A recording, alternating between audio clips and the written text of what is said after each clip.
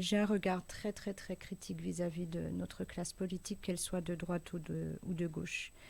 Et pourtant, hein, je peux retrouver de mes années collège ou lycée des rapports que j'écrivais en écoutant RLDM qui diffusaient les plénières du Conseil général, du Conseil régional à l'époque.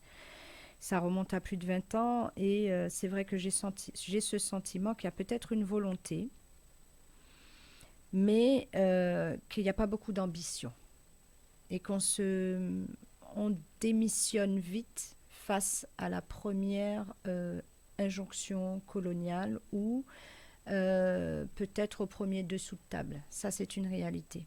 Par contre, euh, si on doit parler spécifiquement du fonctionnement de la justice et des disparités de traitement, je n'ai pas entendu grand monde en parler à la Martinique. C'est-à-dire qu'aujourd'hui, on commence à entendre peut-être parce que le RPRAC a mis en lumière certains sujets d'injustice ou peut-être parce que les élus n'avaient pas le temps, je n'en sais trop rien. Mais il y a quand même une disparité dans le traitement juridique entre les Martiniquais, enfin entre les ultramarins et les Français de France hexagonale. C'est souvent évoqué, mais ce n'est toujours pas réglé. Et j'entends par là, et c'est d'ailleurs l'une des raisons pour lesquelles on a une jeunesse qui se présente aux élections, c'est bien parce qu'il y a une insatisfaction galopante.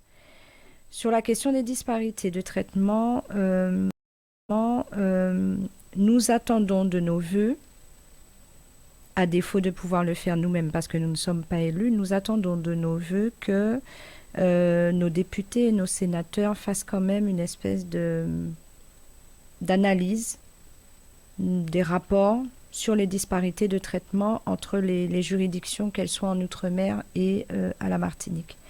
Aujourd'hui, est-ce qu'un homme caucasien de France, de Franche-Comté,